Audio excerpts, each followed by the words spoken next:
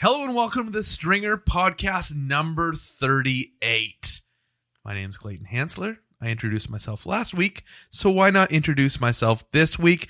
And on the faders, we got Dylan Wilson. Hey, Dylan. Hello. Who do we have this week? Do you know? Oh, it's multiple people. It's another crossover episode. We have the guys from the Pro Wrestling LookBack, which is definitely steering away from what we've usually done on the podcast and what I've usually done in my life. Because wrestling, it's not one of those things that has ever made an appearance in my childhood, in my high school years. Nowhere at all was I a fan of wrestling, but they're two really great guys, Nick and Donovan. And it's kind of, we could almost call it the education of Clayton Hansler when it comes to the pro wrestling world. Because there's so much I didn't know, aside from that one time in Mexico that we went to a Lucha Libre event. You can find the guys on Twitter at PWLookback or on Instagram at PWLookback. My note here says, talk about how great they are and how little you know about wrestling. Dill, I think I accomplished that. What do you say? I think you did a good job. I thought so. Moving on. KJ Caldwell Football Podcast live February 28th at the Rivoli, 7 p.m. I believe is when the doors are opening, when we're going to get things going there. Special guests are yet to be announced. Tickets are just $20, and you can find yours by going to afootballpodcast.com. Come see myself. Dylan will be there. Sean will be there. And, of course, Christian and Stephen Caldwell as well. Stephen Caldwell as well. We've made that joke before. Now on to the Stringer Big Weekend. Friday, February the 8th. Griffin is at the Danforth Music Hall. Griffin is, he's kind of an inventive DJ dude. Does a lot of artistic shit with music. Sure. He's great. I thought like Gryffindor, the house, would be at the Danforth Music Hall. That'd be great. Gryffindor, you have been sorted to House Gryffindor. 7 p.m. It's 147 Danforth Ave. Tickets are as low as $24, and there's still some available if you head on over to seatgiant.ca and use promo code STRINGER. Got a nice little message from the guys at Seat Giant and reminded me that our promo code does not work at seatgiant.com, so head on over to seatgiant.ca. Saturday, February the 9th, Bloor Yorkville Ice Fest from 12 p.m. to 8 p.m. That's at the Bloor Yorkville Village. I thought this was kind of cute, something for the whole family. 115 Cumberland. Entry is free. This year's theme is Hollywood North, transforming the neighborhood into a magical display of over 70,000 pounds of crystal clear ice. It's a Bloor Yorkville Ice Fest. If you want more information, head over to blooryorkville.com/icefest. Sunday, February 10th, the February Podcast Brunch Club meetup is at 1:30 p.m. I thought this is an interesting little club. It's like a book club, but for podcasts. Everyone's kind of intimate with their listening habits. It's something you share, just you and your earbuds or your headphones, you and the podcast host. This is where people can get together and talk about all their favorite podcasts and why it moves them so. The Wixon Social, 5 St. Joseph Street. If you want to find out more, go to this really long URL, meetup.com/Toronto-podcast-brunch-club. There, you got it. It's a lot of dashes. That's a ton of dash and slash. It's just how we like it. Dylan, that wraps it up for the weekend. Remember, our ideas aren't for everyone, but you can do one of two things about it. You can reach out to us with what you've got coming up on the weekend, and we'll be happy to promote it at Stringer Podcast on Twitter or events at thestringer.ca. Or you can just go to seatgiant.ca, take control of your weekend, and pick something that you want to do. They have everything from concerts, sporting events, theater, live shows, comedy, tickets for them all. And remember, if you use promo code STRINGER, you'll save yourself a couple bucks on those sweet, sweet ticks. Dylan's used to me saying it that way, and he kind of bobbed his head along. All right, we're wrapping it up. We're moving on to the guys at Pro Wrestling LookBack, Nick and Donovan. We also have, we have producer Sean on the podcast. First appearance on the Stringer. He's refused me up until now, but I needed him to be my in-house wrestling aficionado. You can hear him on the KJ and Caldwell Football Pod, or you can hear him on the latest episode of Sportsfeld. He make an appearance in on that too. He's on all the podcasts. He's on all the podcasts. He went from zero to everything really quick. It's been a huge month for him. There's one thing I realized, Dill. We haven't done any innuendos. Ooh. Think of all the ridiculous sexual innuendos we could do when referring to our theme music. I'll just leave you with that.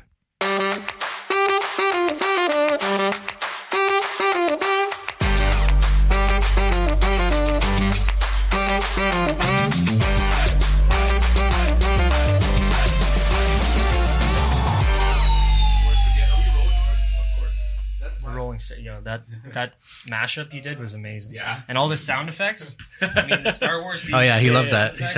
I popped big for that one. Yeah. We started with one mic, so. Oh, yeah. Back and forth. No, we would put the one in the middle, and we turned the gain way up. And that was like our first episode. Was that? It doesn't always need to be about the highest quality. It needs to be about the content. Definitely. Of course. Yeah. No, I mean. Says Sean. Yeah, and when we started, we talked about it for what? Maybe 2 months leading into the new year of like being 2018. And we started watching old pay-per-views, kind of prepping ourselves, getting ready. Like we should maybe, how are we going to look back when we do this? How are we going to look? What kind of eyes are we going to look through at this pay-per-view? So I don't know. It's come a long way from there. Yeah. The craziest thing was, like you said, one mic. One show we did one microphone, 5 guys. Yeah. Holy shit. Yeah. So we would each have to kind of take turns talking, and we did a pretty good job of letting everyone chime in and get their points across. Yeah, and that was only like our second show we did.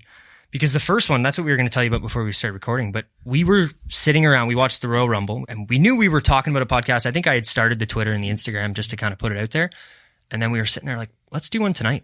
Mm-hmm. And I had... Halfway through, you guys said that in the last pod. You're like halfway through, you're like, yeah, let's do this. Yeah. I think we can make it a thing. Exactly. And I got I had told my mom kind of like, we're talking about this kind of thing. And preface this, I still live at home just to be, it's awesome. All good. Yeah. Saving the money. I think it's great. Yeah. I moved out when I was 17. And as much as I'm like, it was the best decision of my life, I'm shaking my head right now. No one can see it. Yeah. Yet you don't save money moving out, especially to Toronto. I'm sure it's a good learning curve. No, whatever. To you get learn out the same shit anywhere. Yeah. Like really, honestly, a stove isn't that hard to operate. You're going to figure it out. If you can figure out how to do a podcast, you can definitely work the washer and the dryer. Fair enough, yeah. So anyway, I told her that we were talking about this, and I showed her this little package they had on Amazon with like one mic and a little mixer, and it was kind of like a podcast starting kit. I didn't really tell her I wanted it or anything. My birthday's right near Christmas, so she got me that. Happy birthday, Merry Christmas. Thank you, Merry Christmas. Happy New Year to everybody. Happy New Year. So I got that. I called this guy, and our other buddy, shout out to him, Younger. He's not here, and I said we got to do this now. Like I have this setup. We have to at least try it. So we did it that night, and I think we just called it, we didn't really have a name for, like, it wasn't a specific look back the way we do them now or a roundtable. We just talked about the show we saw, and then, yeah, that kind of leads into our whole anniversary coming up. We all booked off Tuesday for work, so after Raw that Monday, we're going to stay up and record the show after. Just go. Yeah. I admire the way you did it, because my story is about as polar opposite from yours as I can get.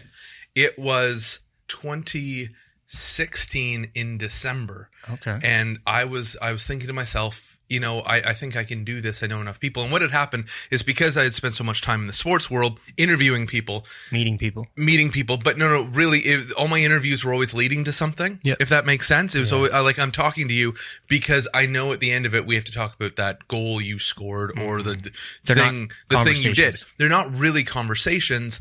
And it's fun for the brain because you're working, you're weaving, you're trying to lead them as comfortably as possible to that point. But at the same time, I'm like, man, I just want to talk. Yeah. Like, I just want to chat with people and just kind of start off here and go wherever the conversation. It's Saturday, guys. Yeah. Hey, thanks again for coming in on the Saturday for us guys. It's just to don't think you drove here. Came in from the business. Yeah. Oh man, yeah. 2 of us could walk. 3 of us walked here. Like, that's how close we are. We walked in. But it was like December 2016, and I'm like, yeah, this is something I can do. And then I told myself, like, in January, I'm like, okay, if you can write a list of 52 people that's within arm's reach, right, which in my head would cover a year, then you're good to start this. Yeah. I wrote a list on my phone like that. Yeah. Like, I had a list by the end of January. We launched the podcast at the beginning of September. Because then what happens is I go into this circle where I'm like, oh, well, what gear do I buy? Yeah. Right? Were you setting an expectation maybe too high for the starting of it, or no? I had this thing in front of me which was I have to spend some money on gear. Of course. And I do this weird thing. The same thing happened when I bought my bed. Like, I had this brutal hand-me-down bed with, like, a loose spring that rammed in your back, and it sagged. The whole thing sagged brutally in the middle. I had the means to buy a new bed for more than 2 years, and yet still I was putting up with this bed because I'm like, well, Clay, you got to learn everything there is to know about mattresses. Like, you just got to learn. You got to be in there, and you got to be able to tell the sales guy what's what and tell him exactly what you want. It was the same with the gear for me. And I just got frustrated come August, and I'm like, I'm never going to decide. I'm like, this, you, that, go, now. And I ordered it over in one evening on Amazon, and it came in like 2 days. And I was like, damn it, guys, we're doing this. Come on. That's kind of what I've learned. And I don't know if it was Mike on Much that you had on your show, or there was another person that mentioned just doing shows. Yeah. And how much you improve by just recording. Like, we were very like, oh, should we do this? Maybe, we don't have the experience. And it's like, now it's like, just if you do a show once a week and you talk and you get around, you get more comfortable with each other.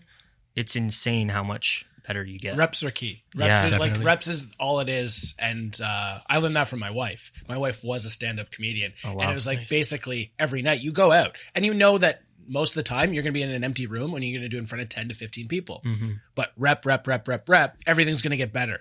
And sometimes you have to fail a bunch before you figure it out. And so I think that's one of the big keys, and it's just getting out there and doing it. And especially, I think that's the thing that me and Clay have always talked about with podcasts, is that the ability and the threshold of going all in and failing a couple times isn't that bad, especially when the initial investment is getting a microphone, whether it's 1, whether it's 4, but just putting that in there, and then it's just your time, depending on how that works. And as long as you're invested yourself in the idea, you'll get better and you'll grow. And it's one of those things that, obviously, you're on a year now. It's like the difference between episode 1 and episode 50. It's like it's substantial. Oh, yeah. Like, you can ask him the quality in audio, the just chemistry between me and him, because we went through stages where it was kind of more me and him, and then there was the 3 of us, like I said, with Younger. Shout out again to him.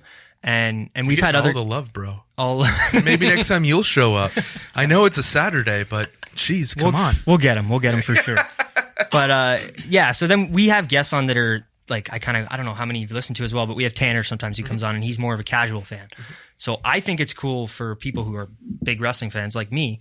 I would like to hear the opinion of somebody who doesn't watch 5 hours, 6 hours of wrestling a week, because it's cool to see how they look at it, because we look at it completely different. Completely.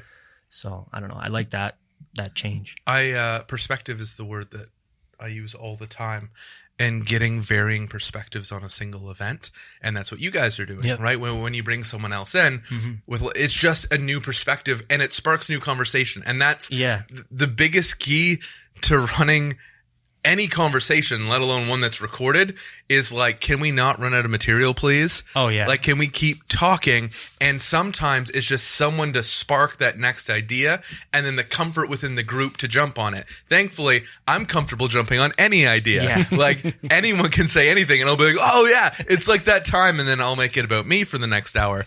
But just being able to spark that conversation, and perspective helps you do that, because you wouldn't have thought of something without that person there. Oh, exactly. And I give you more credit for that, Donovan, because I write a lot of notes. Like I do a lot of handwritten stuff too. Like for the look back shoot, like I'll usually write 7 pages. Holy smokes. Oh, yeah, it's crazy. I'll just write everything that I see as I see it happening when we watch the pay-per-views, because it's not that I don't want to give the perspective that the whole show is scripted, but you just want to remember. Yeah. And it's a lot, especially when you're watching a 3-hour show. And then when we like watching some of the older shows because they're tighter, quotes, 3 hours. Whereas now you watch a WWE pay-per-view, and if you want to watch the pre-show, it's 5 hours. It's a little much. Yeah, WrestleMania is a slog. You start for it's a 7-hour slog, and you're like, why am I even doing it? I couldn't imagine being at an event for 7 hours, because I would be like, well, I don't want to miss the dark matches, but at the same time you're like, but I don't want to be fatigued by and you got to go to the washroom and maybe get a drink at some point, let alone if you're close to the ring. I don't know how people do it. It's like the royal wedding. Yeah. Where everyone wakes up stupid early and then just digs in hard, and they're like, okay, you tell me what happens while I run and make us toast or whatever. And you come back, what did I miss? You're like, well, Pippa, you know how that goes. Yeah. So yes, it's exactly like it. Funny hats, great costumes, and something great happens at the end. Someone gets a belt. Yeah, and it's honestly like we talked about it most of the time, and sometimes it ends with the same guy every year. But I don't know. That's All right, so I warned you as you guys walked in the door. Yep. Mm-hmm. I said I don't know jack shit about wrestling, and it's not out of a lack of desire, but sometimes it's just who your crowd is. Yep. Right, who your friends are, and I think of my 3 best buddies growing up, and it was Leafs.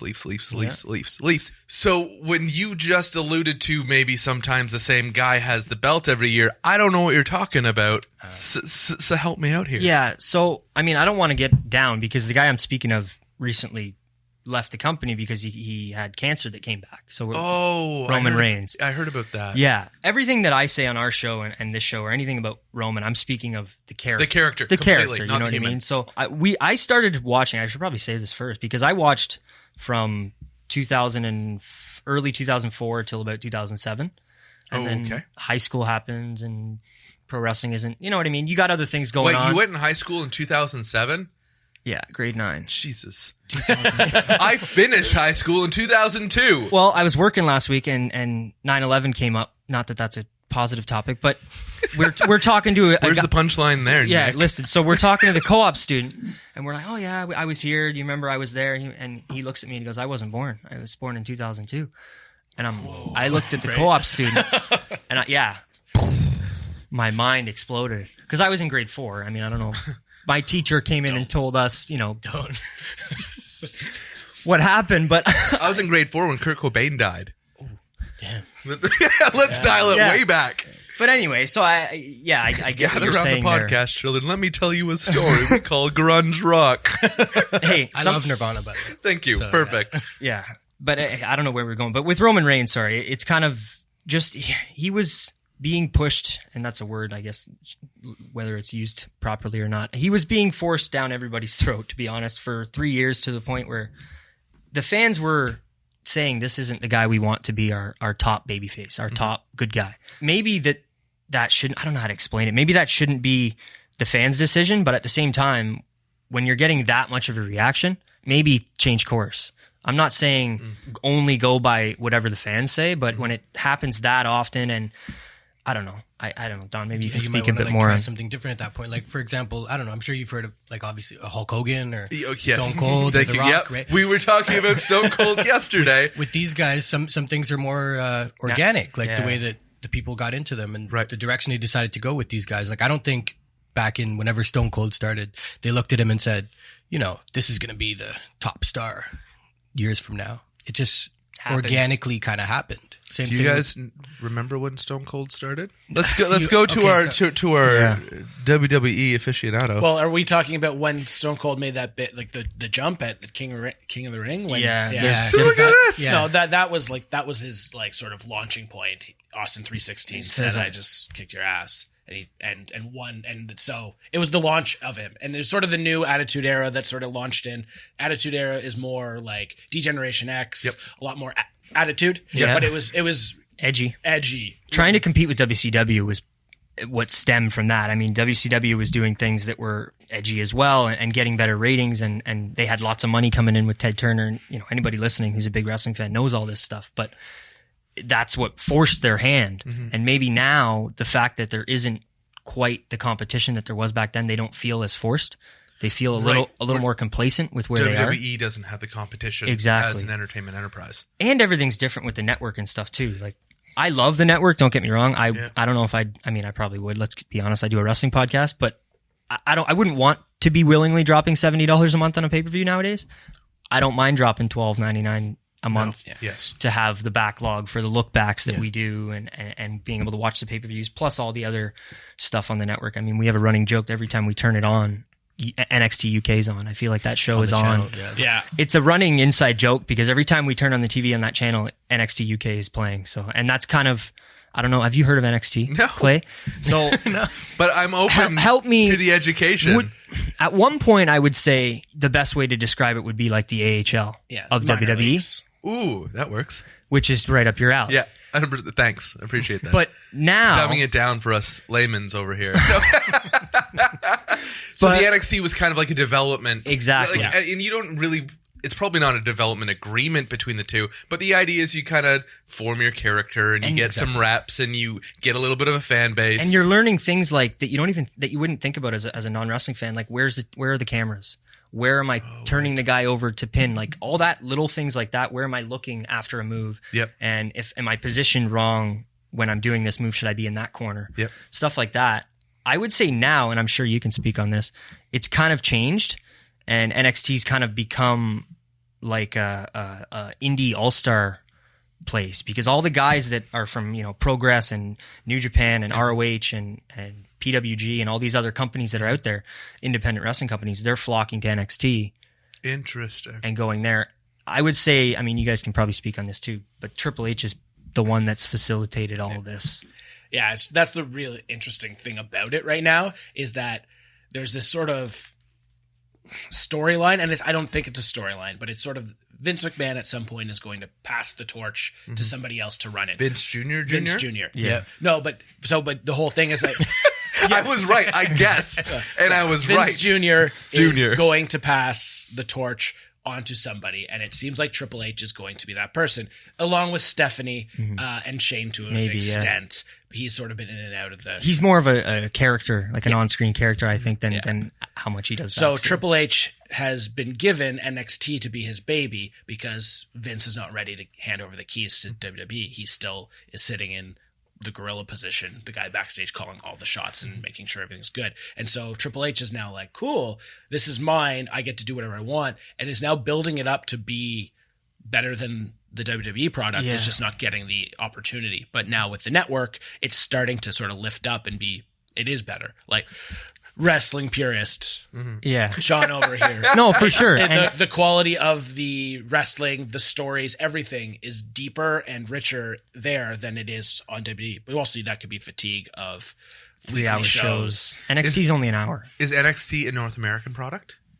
Well, they tape it in Florida. It's all done at a Full Sail University. Okay. Yeah, so they started, that's how this kind of conversation started. They started a new company in the UK, NXT UK, just to kind of, they're basically trying to just grab as much good wrestling talent as they can right now and bring them up.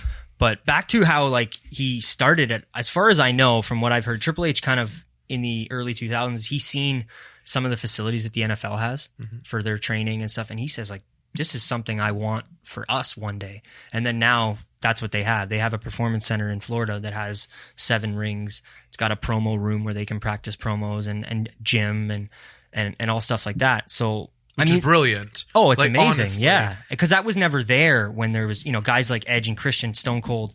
They had to kind of just find their way through the wrestling industry and hope that they ended up in WWE. Now people can go about it more in the sense of like a hockey or a... It's almost like workshopping your stuff. Yeah. And perfecting it. I'm going to have a lot of questions. That's question number 17. Vince Jr. Was Vince Sr. as much of a character as Vince Jr. dating back? No.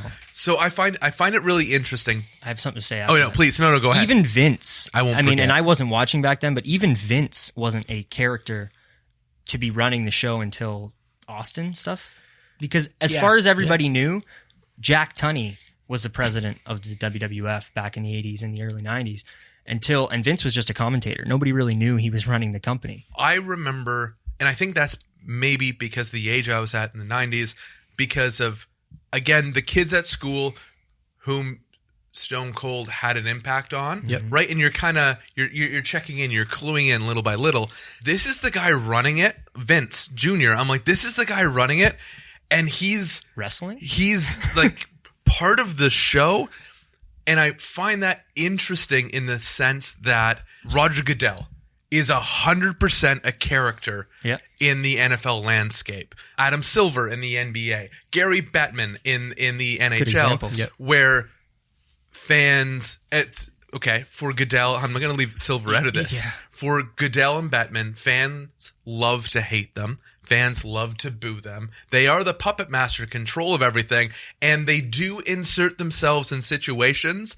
At times, I think one that's been highly debated for like as long as I've been alive is, should the commissioner hand over the Stanley Cup? And people just explore these other avenues, because here Bettman goes up, gets booed every friggin' year. No one cares about him. Do you think this comes to people booing him to boo him? Because that might come back to the Roman Reigns discussion. Like, I don't know about myself. I can't speak for that. But I feel like there was a lot of people that were booing because the guy beside them was booing. And right, completely. You know what I mean? Am I supposed to boo this guy? Or? So this is what I think. And this is something going back to a lot of conversations that I've had over the last little while, especially with soccer fans. Tribalism is a thing. And everyone that you've said is the boss. No matter if it's and everyone in their heart of hearts, in the storyline of every life, hates the boss, because the boss is the one who has to make hard decisions, doesn't make the decision that you always want to make, and so on and so forth. And so if you were a boss in wrestling, it's really hard to become a face. Of course. Like that's so you go immediately to heel authority figures. Yeah, and so like no matter if it's wrestling and staged or if it's in any other sport, it's of course they're going to boo you because you are the authority figure that's going to have to tell people what they don't want to hear.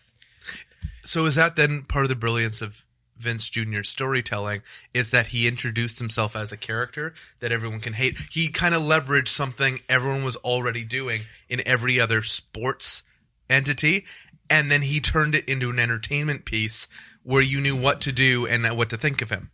I think it's such an, like, it says more to the reason like people gravitated more to even like Stone Cold, because he was the guy, so he was always, you know, beating up his boss, flipping off, you know what I mean? What does that tell you about America? Yeah, exactly. Flipping Take off that, the boss, Trump. and you know, he was, you know, standing up for the, I don't know, the common man, right? Yeah. So he very much was. I think that's what people got so drawn into, because, like you said, like everyone can look at the boss and, you know, they might hate the things he has to say. They want to go against it. They want to speak up. People want to speak up, but they won't.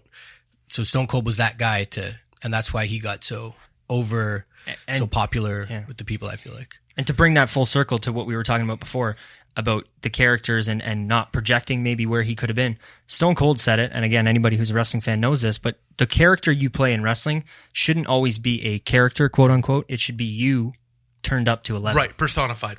Turned up to the full volume and put that projection of yourself out there. So the Undertaker? No, I'm joking. He's a bit of an exception. But he also changed into who he was. Yeah, obviously, true, yeah. in the 90s, he was the guy that buries people and worked at a graveyard. But as he got into it, it's a bit of a stretch. Yeah, but once again, as wrestling changed from being that hokey, character driven, it became more real. He then changed his character and became more motorcycle, American badass. And then moved. Have you seen that, Clay? Any of that? Sorry to cut you off. No. Have you seen any like Undertaker as that version? No. Oh yeah, because I'd be curious to see his reaction, just because obviously you know who the Undertaker is, and to see him come out on a motorcycle and a bandana and look like a biker and not a dead man, I'm sure you'd be taken back by that. I think at some point we're gonna have to jam out together. Oh, for a thing. Like, we should do a look back sometime. I mean, you already got the TV here, so it's true. I like how I said a thing. I'm like, I don't know the things that are like WrestleMania. For sure. Yeah. Something. I don't know, another one of the things. SummerSlam's in Toronto this coming year. Yeah. Exactly. Yeah. Do you have tickets already, Sean? I don't. Can you get Of course. Are they for sale? I don't think they're on sale yet. Not yet. No, but that's why you don't have tickets. And yet. it's a 4-day thing, so it'll be NXT, and we didn't really talk about it. NXT does pay-per-views as well. Okay. But they only do 4 or 5 a year. Yeah, I think it's 4. But 4 like the major shows. Yeah. So Survivor Series, like Rumble, Mania, and maybe 1 or 2 SummerSlams. They do like a pay-per-view on the Saturday. So, and this all started. They're all kind of smart. It all started in Brooklyn in 2015. That was because they did pay-per-views in the same place that they filmed the show in Florida. And then they decided for SummerSlam 2015 in Brooklyn, let's see if we can put 15,000 people and sell it out to watch NXT. And they did it. And that was a big deal at the time to, because it's only on the network. And I would say now there's maybe 1/3 of the wrestling fans that are out there that watch NXT. I don't know. Like he said the quality of the content is better. You don't have to watch as much of it. And as weird as it sounds, it's more streamlined. So it's more just to the point. This guy's a good guy and a bad guy. Mm-hmm. They're going to have a feud and we're going to see who the better person is. At the end of the day, it's a simulated combat. And that's what we all want to see. Yes, but it's the story. We talked about this briefly before. It's that there's a lot of fun in the story. I want to tell I want to tell a story. I should finish sentences. Yeah. It's usually pretty good. We're kind of all over the place. Audio mediums. We were in Mexico. We were doing a series for Major League Soccer and CONCACAF called, during the Champions League. It was called Chasing History. Wow, I can't even remember. It was almost a year ago. My brain is gone. And we had the opportunity, a photographer friend of mine actually, was like, oh, there's this event going on in the city. Guadalajara? Is that where we were? Yeah. Yeah. Oh, yeah, because we were all together, right? Yeah. We're in Guadalajara, and he's like, there's this opportunity to go see a Lucha Libre show. I have one extra ticket. And I'm like, well, we're rolling 4 strong. He's like, oh, don't worry. They're like $12 each or something when you do the conversion. I'm like, what? And I'm like, guys, do you want to go? Sean's like, fuck yeah. And everyone else was down. We had so much fun. I can't even imagine. For me, it's my first experience. It's my first experience. Not just with live wrestling. That's wild, by the way. Like it's not just my first live experience. I haven't sat down. We were there. How long was the show? 2 hours? Yeah, two and a half. It was a TV taping. Okay. Yeah. For like what? CMLL. Oh, wow. So that's the other thing is that just to preface, we got to see Rush, who is considered to be one of the best Mexican wrestlers right now. Sin Cara, who is not Sin Cara currently. He is, the name's eluding me. Is this like the original Sin Cara? Yeah, the original Sin Cara, wow. Who's now come back to Mexico under another name. And the name's eluding me, and I should know better. But it was full. One of the Guerreros was on the card as well. It was an incredible time. I could probably, when we're done, I think I have the promo sheet that we can pull out. So here I am. We're second row, which... Yeah, paint me a picture here. For me, that's generally where I want to be anytime. Like, it's just second row. I'm like, I'm going to a basketball game. Let's sit second row. Like, let's just experience it. If I'm going to do this once in my life, of course, let's really do it. And the difference of the price was like $12 to $18.50. Yeah. I said to the guys, I'm like, don't worry, I got this. It's on me. I'll look like a hero for once in my life. So you walk down, and it's not a gigantic auditorium, but at the same time, I would liken it to what was the Hershey Center.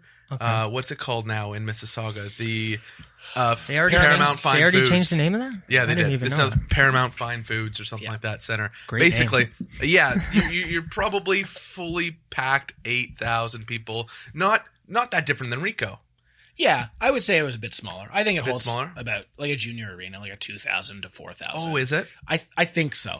I'm just in awe. Okay, but it's still big. Oh, for sure. I thought, I'm getting in, and I'm like, this is incredible. And you have like the ring set up, and you have the ramp set up, and you're like, oh, this is pretty dope.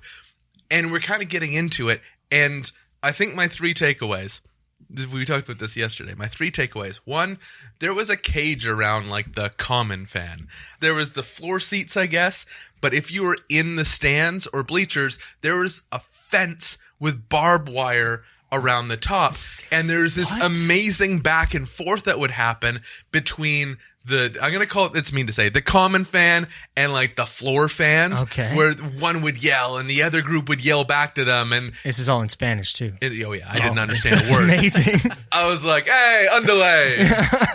Otro más or whatever. That's not even the right word. Rey Mysterio. Yeah, exactly. Cerveza, por favor, dos. This is now our 3rd language we've spoken on the podcast still. We're getting pretty good. So that there was a dynamic there where the fans know their roles, right? That they know that there's this dynamic, not just with the wrestlers and who the hero is and who the villain is, but also amongst themselves. There's this back and forth, which made it a lot of fun. Yeah. Secondly, there's like the Godfather, apparently of wrestling. I don't know who he is, but there's a man in front of us in the first row that is getting free food and free drinks for him and his friends. He's probably in his 50s. It might be 60 or 70. Okay. Definitely grayer. Grayer. I think my interpretation of 50 is different.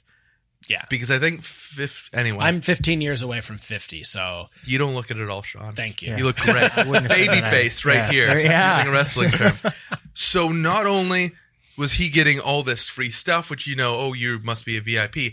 Every wrestler would come down, shake his hand, and like, they do pictures, or he'd do a picture with whoever. So maybe he was an ex-pro, or I'm not sure. So we have this dynamic, but he was vocal. Okay. Like, he's yelling at the Cage common fan back there. He's giving shit to the guys in the ring who he doesn't like. I wonder if it was a politician or something like that. No, I don't know if he looked like... Well, he could have been a Mexican politician. You never know. Yeah. And third, they had sub 5 foot individuals as part of the show. And that is probably the best way I can put it without getting myself in shit. There were people that were of a different size than the rest, and it was fucking great. Like, it was, the whole show was nuts, and that just adds to, it sounds terrible, but there's a dynamic, and everyone's a dynamic, and you're the this guy, or you're the that guy, or you're the this woman, or the that woman, and sometimes you're masked, and sometimes you have assless chaps, or whatever, or sometimes you're just under 5 feet, and that's your identity, and have, like, didn't he have wings? And like a beak on him, like a falcon or something. That's amazing. It was fucked. And this was my first time. And we're just like, keep the beers rolling. Oh, yeah. Because this is getting better the more I drink. Wow. And they have their little walkouts. And guys, this is all obvious stuff for any wrestling fan. But you get tossed out of the ring and literally just go soaring between the ropes. The fact that they know how to like maneuver. And not get their leg clipped. And But just fly out, and you know the thing where you roll or whatever, you land probably somewhat safely, but you're still fucking flying out of the ring. It was the craziest thing I'd ever seen. And it's all happening right in front of you. And it's all happening right in front of you. But to go back to the whole story thing, the storylines were very clear. Yes. Right? In just the introductions, being not only not a Mexican wrestling fan, but not knowing wrestling at all, I really know who I'm supposed to cheer for, who I'm not. It's not in English, remember, right? So I can't understand anything they're saying, but I understand just by the theatrics of it all, who I'm supposed to like and who I'm not supposed to like. And then after that, it is no different. This is going to sound really funny, but kind of like going to a ballet in the sense that it is a physical exercise, right? Which you kind of, I remember I dated a dancer for a while, and I saw ballet completely different because they're like, you know how hard this is or how whatever. But they make it look so elegant. You see the mechanics of it all, and then there's the story, right? Yeah. Ballet is all planned. Oh, of course. Right? But then you see the story behind it, and then I'm like, yeah, this is cool. And I don't know where I was going with this story, with this whole tale. But it was awesome. For sure. And it comes back to what we talked about on our Best Of show. And I think I posted a clip of it as well. But if you can't buy in to what you're watching, then first of all, maybe you should be watching something else. But second of all, that makes or breaks how you can look at it. And maybe that's one of the reasons why professional wrestling is what it is. You don't need to know everything to be able to buy in. If you're watching something like that in another country, you can't understand, you don't know the wrestlers, you've never seen wrestling live, that still blows my mind that was the first time you saw a wrestling show live. That's so cool. It's the first time I saw a wrestling show.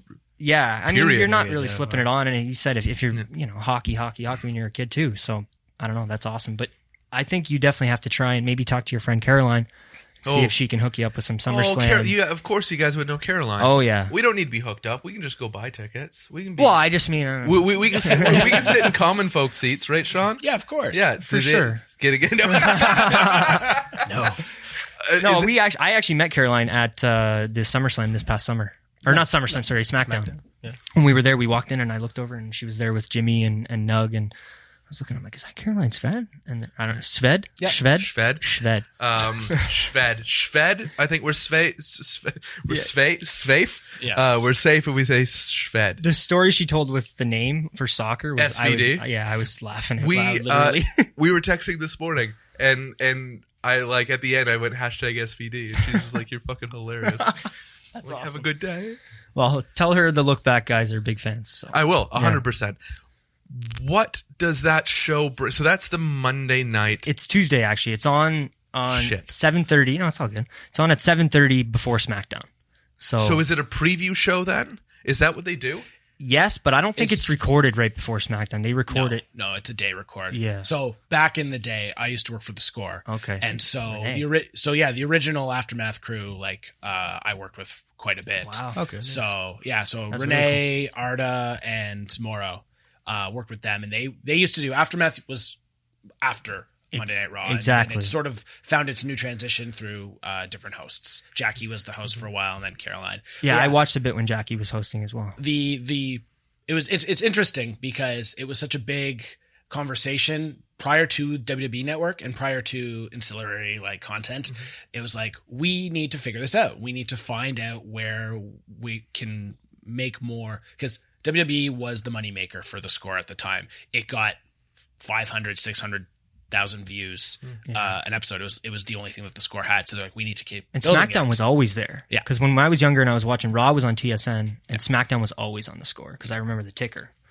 So what is the difference between Raw and SmackDown? Sorry, guys. No, is it the same federation? Yeah, it's WWE, right? It's basically just two different shows. Eastern Conference, Western Conference. That's a good example. That's a good one. Yeah.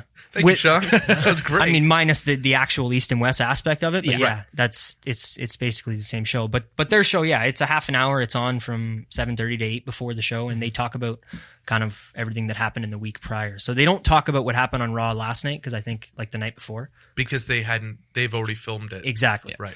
But on that show is Jimmy Corderas, who's a former WWE referee. He refed some, I think his Undertaker and Edge WrestleMania main event. Oh yeah, he was like, best known for his all SmackDown career. Yeah. He did a lot of stuff over on SmackDown. Yeah, if you looked him up, What does a referee do in wrestling?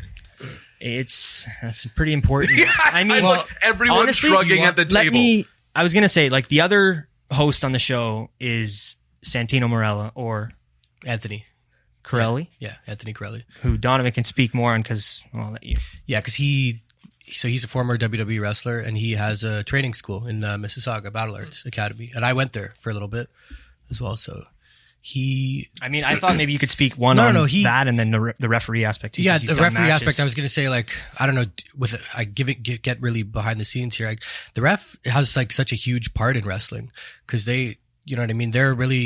They keep track of time because they've got an earpiece to keep track of the time in the show. My mind is legit blown right now. Yeah, and they're also like the safety net for the wrestlers. So if me and you are wrestling and I pop my shoulder out, I need to let Donovan know, the referee, that my shoulder's out. He needs to tell you not to come touch me.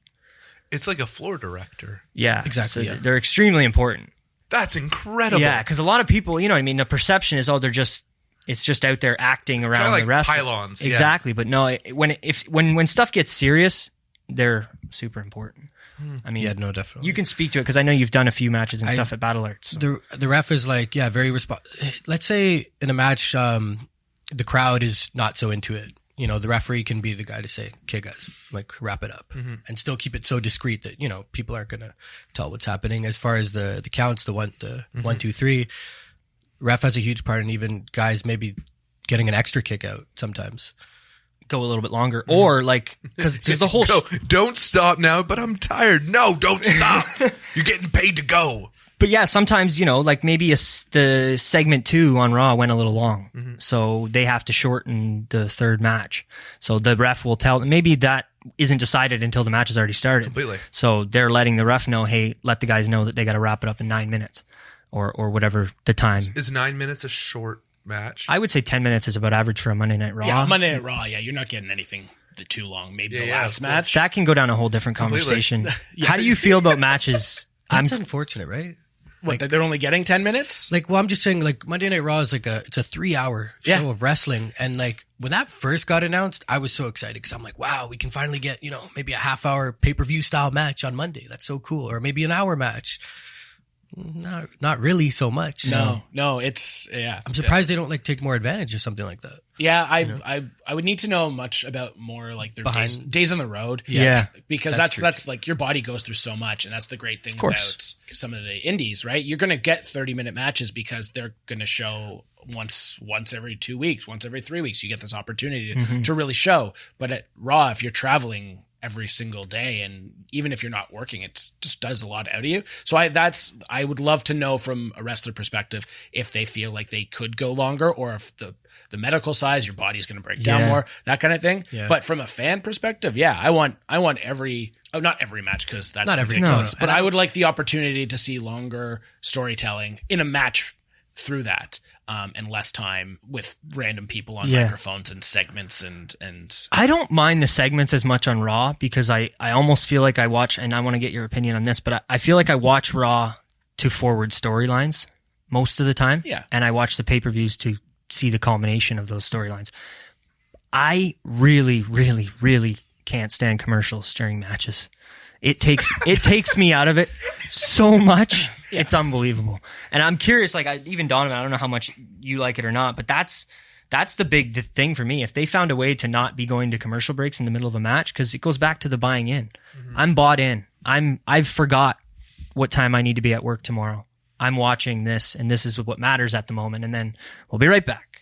So you have, for me to understand, you have SmackDown and you have Raw, right? Both are weekly. Yeah. Yep. Both are on conventional television networks. Yeah, Sportsnet 360 now. Right, which is why you have commercials in it. Because it's understand. I mean, the commercials pay for the show. I understand that aspect of it, but let me give you a small education on how these guys get paid. It's the placement of them. And trust me, I understand the TV deal that they've signed for next year with Fox is paying for a lot of the stuff that's happened in the last little while, because they've signed you might know more of the numbers than me, but they signed a huge deal for SmackDown to be moved over to Fox in the States next year. So, and who are they with this year? USA. Yeah. And Raw's still is a massive and move. it's billion. Yeah.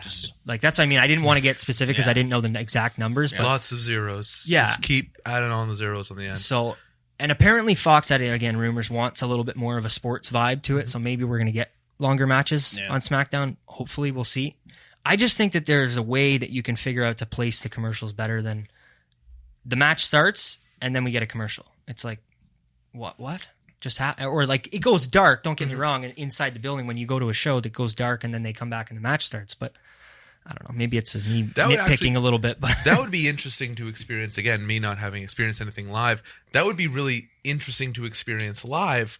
These pauses. It's very much for the TV audience. Rest holds. Yeah, like, that too. If you're in the middle of a match, it'll just be like, either somebody gets thrown out of the ring and hurts their knee, and they just lay down there for 30 seconds, and then they'll like hold a I'll take headlock Clay and put him in a headlock for 30 seconds, and then they'll come, and then they'll come back, and he's still in the headlock, fragile. And you're like, it takes the fan base out of the arena, and that's sort of the biggest thing to sort of bring back, because you're like, if you're not getting excitement and cheers and pops in the arena, then you're not going to feel it at home, especially if you've just been cut out completely from the match that you're the in-between breaks always used to kill me a lot. That would be one thing, like for you, if you were to go to a Monday Night Raw opposed to like a SummerSlam or a pay-per-view, I'd be curious to know, because as much as maybe it's not the way that they want it, the show that they do on Mondays and Tuesdays, that's for the TV audience. Right. The fans in attendance, don't get me wrong. Go if you like wrestling, go watch SmackDown or Raw, but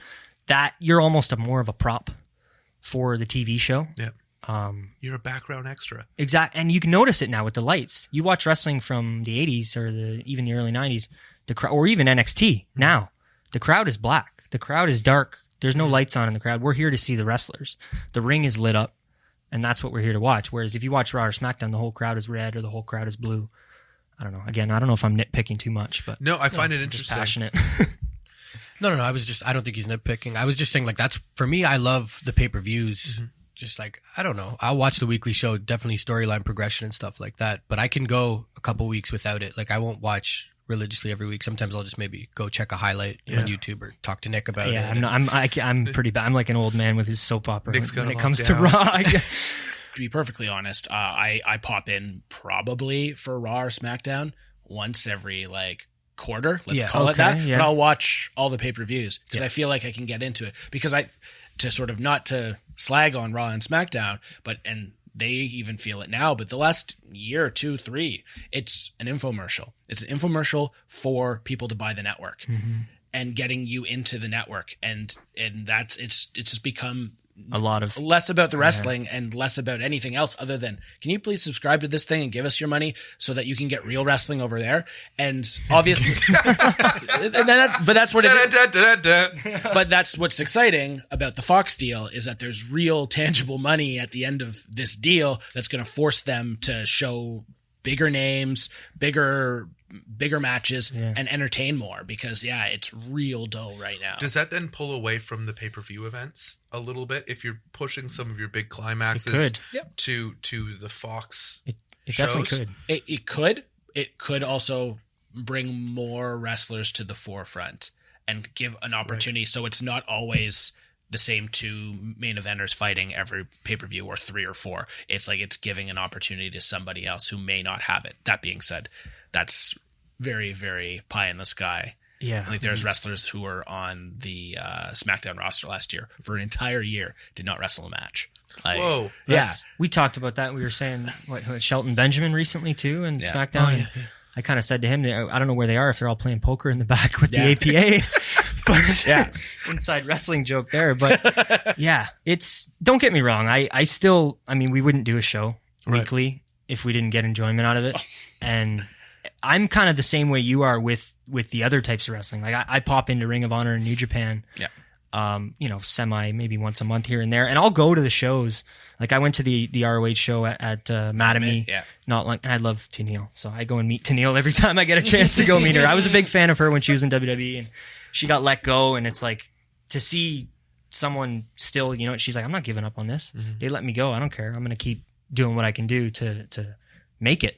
And then when we met her and we told her this, I'm getting off topic, but that we all went crazy when we seen her come out for ROH, and she literally got goosebumps and looked up at us and was like, wow, you just gave me goosebumps. And we were like, holy fuck. Well, you brought up the show and doing it weekly. Yeah. I want to, can we dig into that a little bit in the show and that kind of stuff a little bit? You guys launched on YouTube. Yeah. Right? You launched it on YouTube, which I find incredibly interesting. Different, maybe? I don't know. Different. Yeah. 100% different.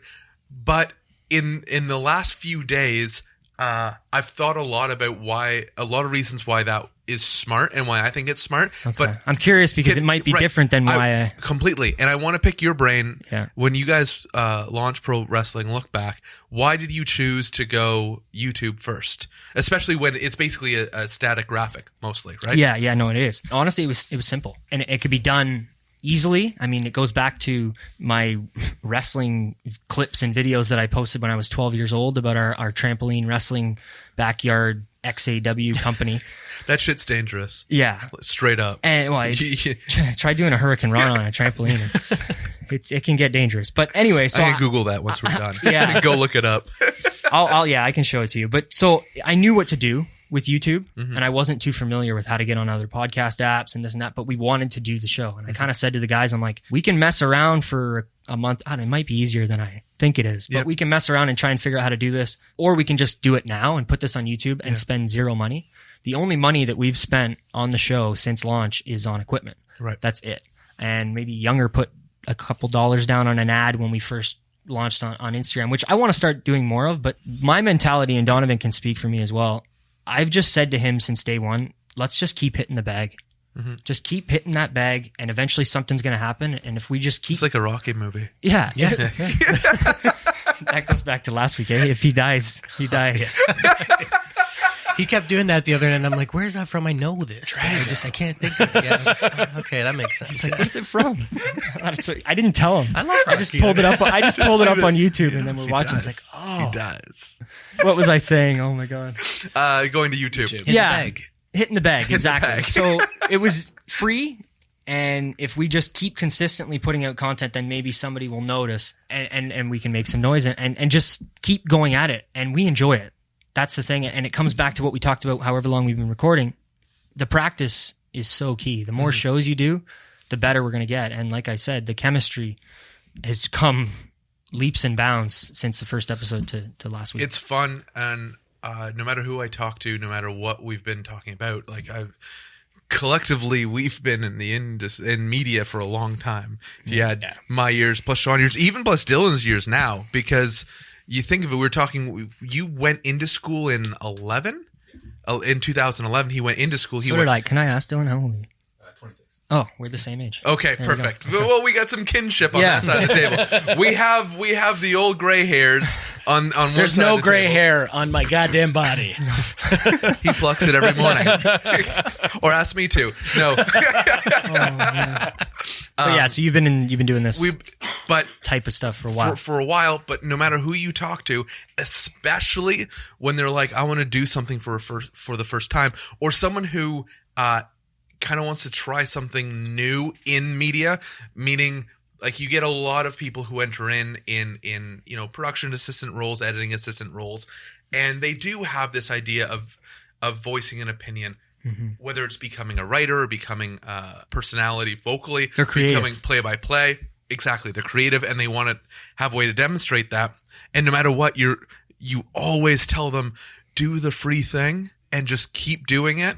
Because you're going to learn something about yourself, and that thing you learn about yourself might be, I don't want to do it. Yeah, exactly. Right? I spent 3 or 4 years on camera, and it taught me that, no, I really like having a voice. That whole intermission analysis, pre-games, it wasn't for me at all, because I learned what it meant to have a producer and have someone tell me what to do and what to say. And you weren't a huge fan of that. I was, it was just conflicting because I had come from a writing world in which it's my opinion, right? I go into a reporting world. When you're reporting, you're sent out to do a story, which is fine. Mm-hmm. And then you go into a TV environment where it's someone else's show, and you have to really realize that and really respect it. And I wasn't mature enough at the time, I think, that you're just a piece to really of that. appreciate, yes, that I'm a piece of their show, and I'm helping them bring to fruition what they realize. And in my head, I'm like, whoa, I've got my own vision for this. And so then I broke off, and I'm like, let's try some things new where I can produce it. But that's what I learned. I learned in years that this is actually something I don't want to do. And if someone, sits there with their, whether it's, creating a podcast with a microphone, or sitting there with their eyesight or whatever, or video cam, creating a daily blog or recap blog or whatever, it teaches them things that they don't know about themselves, or even how to work in an environment with others, and how to leave those spaces, for someone to talk and not step over each other, and have a really good on-air dynamic. Or even something silly, you talked about all the pages that you write ahead of time, how to prepare. It's all just practice. People say it, but it's so true. And like you said, we wanted to start with the free because we just knew we can do this simply. I don't know if that's a... Simply. I like it. Yeah. No, we can just add an E in the middle there. It'll be simply. It's great. It's easy to do. And we figured if few people start to like it, then we get some traction, then we can go forward. And we did recently just put stuff on Podbean. On Podbean. Yeah. So we started there, and I'm trying to figure out the iTunes stuff. I don't know if we can talk after the show. 100%. What I really liked about what you guys did, and what I'm actually going to probably break away after this and next week talk to Sean about, YouTube, and we've said this about every other piece of video that we've always worked with, YouTube is so searchable because of its partnership with Google, or ownership by Google. Yeah. Partnership is a really nice way to say I own you, bitch. It's so accessible, and it's highly promoted, right, by Google. So if I want to look up, as long as you have tagged it well and your description's good, if I'm not looking at Dylan, I'm looking at you just so I can develop my thought next, Dylan. Yeah, Dylan. Do the description! As long as the description's good, you get seated really well. Right, so if someone looks up Ronda Rousey Monday Night Raw, does she do Raw? Oh yeah. Okay, perfect. Yeah. If they look that stuff up, you guys have a better chance of it coming up. Also, because it is thought of as a piece of video content, right? Even though it isn't, it also gets placed really high. Exactly. And much higher than if you guys were to start up a blog, right? And just kind of type a 400-word thing. And so for that, I was like, oh, that's genius. And I said to Dylan last night, I'm like, I wonder if they did this because it's free. And that's what it was. That was the main reason with that. Yeah. Too is brilliant. We went through this thing. We recently launched another podcast, but we spent the better part of 3 days looking into SoundCloud, Podbean, Art Night or Art something teen, Spotify, Lisbon, Google Play, right? Like, or just the hosts. Like, where do I host this stuff? And oddly enough, at the very end of it, we're like, oh no, we're actually going to go with the guys that we've always used, dating back to podcasts that Sean's produced in the past, and that what you guys did about soccer and football. Football. We're like, no, this is the best option. But it was days of like looking into it, and Sean talked to people on the phone and all that stuff, just to try to figure out where you should spend your money.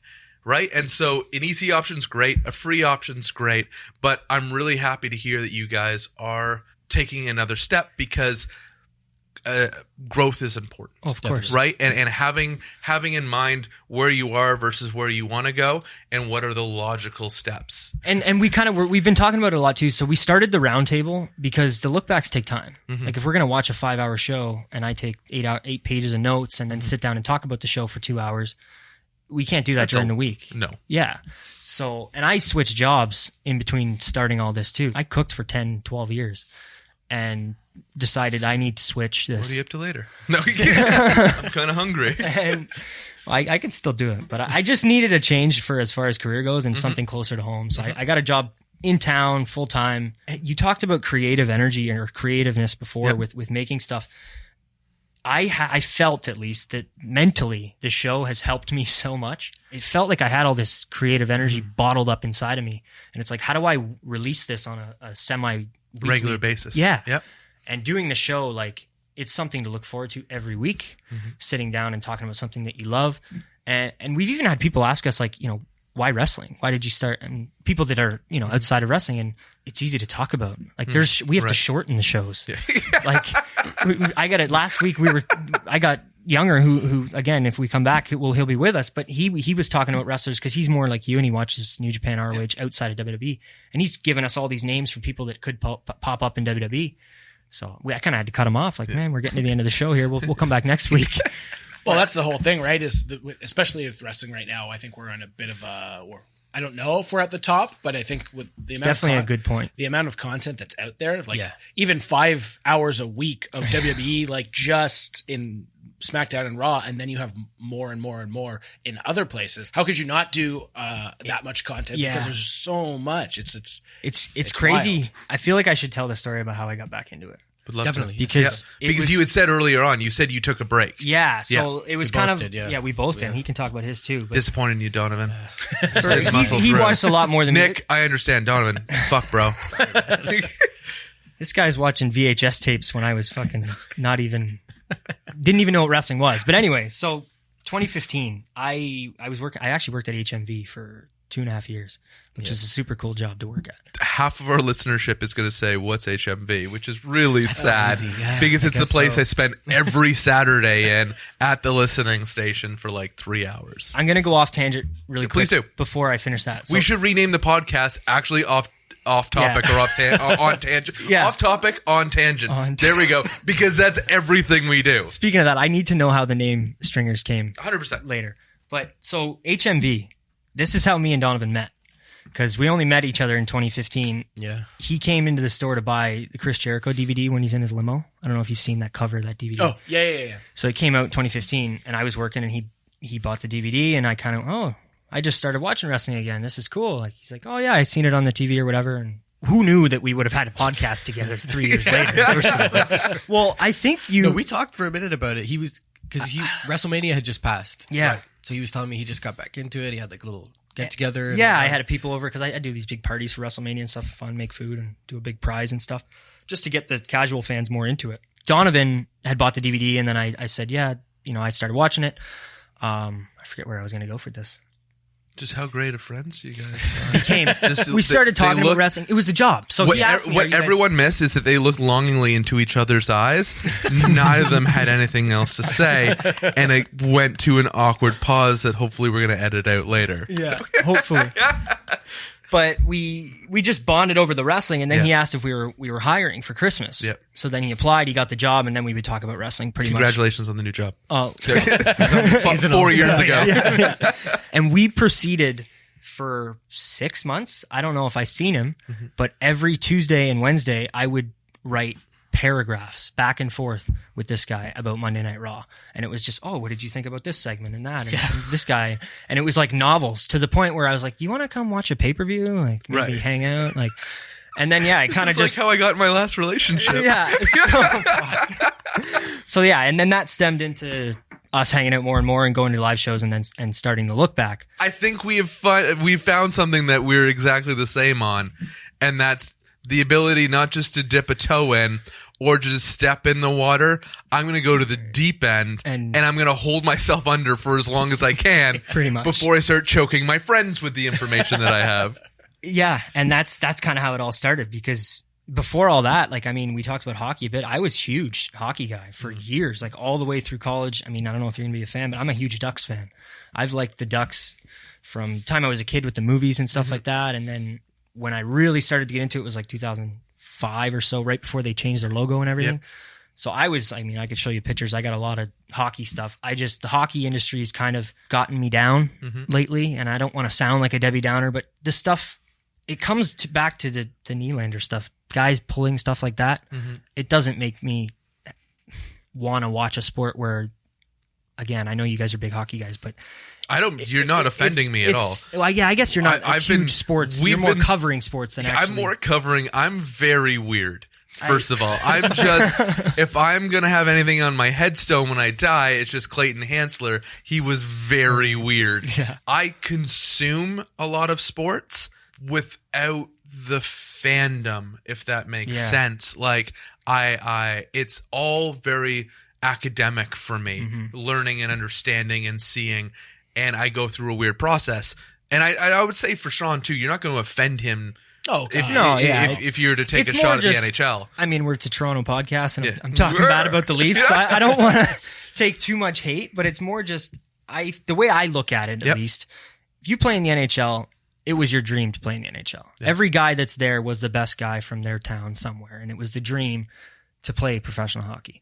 To me, holding out for money to something, I get that it's all perspective and relative to everybody else in the league, but to me, it just says that the money is worth more than your childhood dream.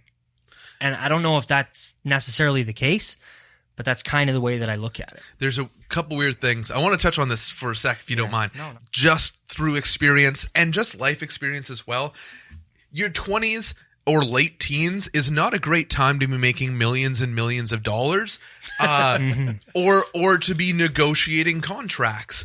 I will even look through my 20s and every contract negotiation and the mindset I had going into it and what I was like. It's very weird because, first of all, you're very insecure. Right? That's just, you haven't figured yourself out yet. You as a human are insecure, let alone if Dylan over here across the table, I find out, is making twice my salary. I'm like, I know I'm not as good as Dylan, and I'm not, as handsome as Dylan, and I'm not going to get all the extra marketing bits as Dylan, but I bet you I'm worth 3/4 of Dylan, right? And that plays on you because you have been proving yourself from the time you were, you played because it was fun from the time you were 5 to 10 or 5 to 11. And then then you switch into this mode where you're proving yourself and you're proving the doubters and you're trying to just be better than the guys around you so that you can be part of that 1% that play pro. The difference in your brain between 11 and 18, I'm not going to say is that gigantic. You do learn a lot, right? You have finished high school by 18. Aside from puberty, you're probably pretty much the same.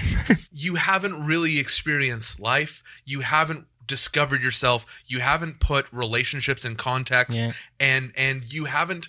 I say this very lightly because everyone experiences different things. You probably haven't experienced the worst day of your life yet at 18, right? Or 11. Safe to say, probably. Probably, but I want to leave it open to people who have different life journeys. So you enter your 20s comparing yourself all the time to the people around you, not 100% of who you are, and it's not until you kind of go through that next phase of maturity, and it generally happens in athletes when you're starting to look at things retrospectively, and that is something you can say across all sports that any of us have worked in, that you have a much easier time with people who are like 30 and over.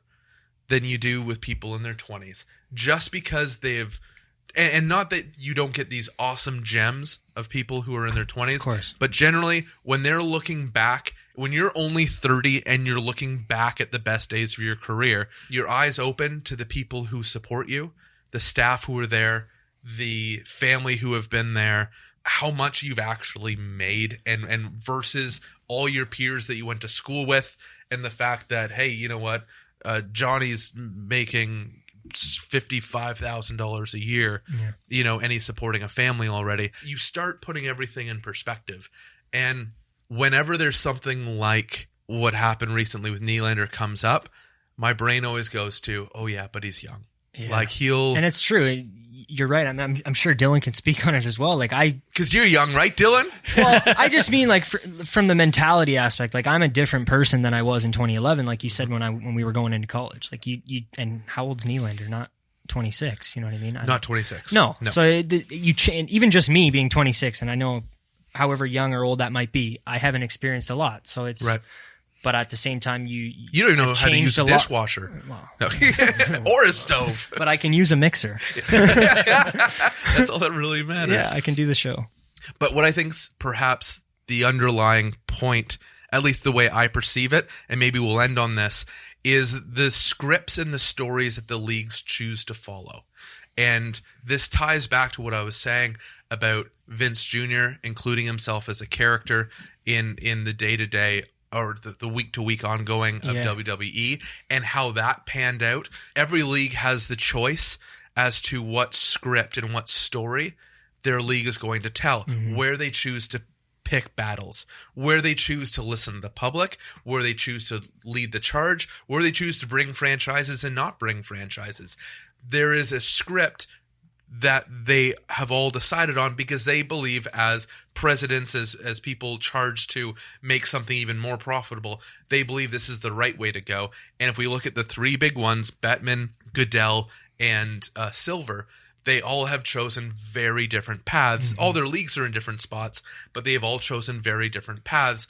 And it is easy for the voting public to get behind someone like Adam Silver because of what he's decided to stand for. Yeah. And the NHL, I think, at least in Canada, has realized, actually, forget that, in Toronto, has realized that they better start playing to the younger generation absolutely more, because you have lost more than a decade, maybe 2 decades of people. I love the comparison, though, that you make between those three and Vince. I'm just trying to understand it. No, and I've never really looked at it that way. I'm curious to know your guys' opinions of maybe if that was in the back of Vince's mind back then. I don't know how unpopular Bettman and stuff was in the 90s, but or the commissioners were in the 90s. But it's an interesting one because, I even when we were talking about it earlier, I'm like, is this something that Vince even thought about, or if it's like, and sort of going more into the minutia of wrestling, but it was happening a bit with like even Bischoff at WCW at the time, which is, and you're like, well, is it something that they did and then you jumped on it and thought about it? So I'm not sure, but I definitely think that understanding very like at the heart of every story in wrestling, it goes back to good guy versus bad guy and pushing towards it. And it's like, okay, how do you make the biggest villain possible? Well, we can't murder anyone in wrestling, which they've tried. They threw the giant off of a building into the water. Vince himself. That was the circumstances of that is a whole separate topic in general. Basically, all I'm saying is that how do you make them super villains without murdering or doing anything really? Well, you got to have the richest man in the world. Like even you go back to $1 Million Man, but you got the guy who has all the power, and you go from there. So, and that's you go across any movie, any sort of superhero. That's just sort of where the crux is. So I don't know if it has if they looked at other sports. But I think that helps. I think it gives you cues because once again, us finding this out in an hour experiment, being like, "Oh yeah, that's where it is." I'm sure that at some point it hit them. I just don't know if it was a part. I would just being people who are expected to be the brain trust of something, especially when it's an entertainment something. And the only reason why that's a little bit different in my mind, at least, is because you get to write essentially an actual script as to how you want things to like now. I mean, now they don't have it's different. It's different. The promos now are pretty much, I would say, and I'm not a writer and I've never been behind the scenes at WWE, but as far as I know, the promos are pretty much 100% scripted. There might be a few guys here or there that can work with their writer as well, but yeah, it's not. But as being at the top, you can control it. Like you're saying, being at the top, you can lay out what the next year looks like in terms of your storylines. In theory, yes. In theory. Because, like... Do they do that? I don't know if they go that far ahead. Just even, like, I was listening... I don't know how... A year? Clay, let's start on 3 weeks. I was listening to a podcast coming in, 83 Weeks. Great podcast for anyone who wants to give it a listen. But Eric Bischoff was speaking about, we went into 1993, the biggest show of the year, and we changed our mind a week before to know that this guy's going to be the champion. Interesting. And this is the biggest show at the end of the year. And in everyone's mind, you're like, of course, you plan a year and you're like, this is going to be the story the entire, and at the end, here's the end. But it changes, and it changed year after year. So you're like, whoa, you're at the highest position in the company and you still make changes days in advance on the biggest moment. Yeah. And it's just crazy because you're completely right. You're like, you should have a full story. You write a script to a movie and you're like, this is how it's going to end. And the movie's going to end that way. But in all fairness, film is something I might know a little bit more about. It always gets rewritten on set. They said if a film's always found 3 times, 1 time in the writing, like in the script, 1 time in the performance, and a 3rd time in the edit. Because you always start making decisions and you're like, oh, that worked in my head, but it doesn't really actually work. So that makes complete sense. I think we have enough to save, to commit to doing this again. I don't think this has to be our last time because I asked one question kind of, but I didn't even really figure anything out. I hope you learned something at least from our... NXT is probably where I want to start. Here's what I learned. SummerSlam's coming to Toronto, which I didn't know until this second. And we are going to, maybe that's what we'll do it around. Maybe we'll, around SummerSlam, we'll find a way either to go or to review it or to meet up there and do something. I think it could be a lot of fun. Amazing. You let us know and we'll make it happen. We will make it happen. 83 Weeks is a podcast. 83 Weeks? Yeah, 83 is a podcast Sean mentioned, but you guys don't want to listen to that one. What you actually want to listen to is Pro Wrestling Look Back. You can find it right now on YouTube and on Podbean. For now, and it's submitted to iTunes. So you'll be able to find it soon on iTunes, and we can talk about, guys, more of that later and what we figured out as we kind of stumble through the dark, grasping at things. Nick, you've listened before, which means you probably know how we want to end things. Yeah, I gotta say one more thing before we go, though. I have to shout out Lauren because I don't know if we would be here if it wasn't for her, because that was the episode that kind of made me like, oh, I'm gonna check this guy out. I was subscribed. Really? Lauren Howe was the one. What could it have been about Lauren Howe? I may or may not have been following her on Instagram. She's brilliant. Incredible friend, and what a great, she made our best of 2018 or whatever we want to call it. It was cool. All your top 5 were all episodes that I listened to because I haven't had a chance to listen to everything, but they were all ones that I had listened to. So I just wanted to say, because that's when I reached out to you on Twitter to let you know that I liked the episode, and thank you. What stemmed the let's do a crossover. So shouts Lauren Howe. Exactly. We finally made it happen, which is great because that Lauren Howe episode came out July, and so we just worked through. Things happen. You guys 6 were months. on some trips and stuff. So we traveled a little bit. We moved a little bit. We had got through Christmas, and now you guys are here. Thanks for having us. That was great. So from myself, I love this part. From Sean, first time on the pod. Yay, Sean! Yay! From Dylan, obviously from Nick and Donovan from Pro Wrestling Look Back, and from Luca, who is going to have to deal with this audio at some later date. Please, please, please be good to yourself. And eat your vegetables. Stay classy.